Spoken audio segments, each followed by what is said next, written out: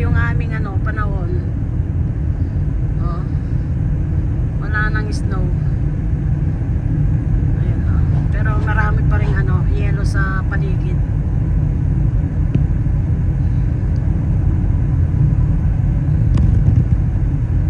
Galing kami ng store. Bumili lang kami ng panangkap namin sa aming ulam.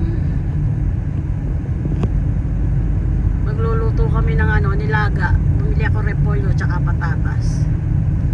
Ayan, pauwi na kami.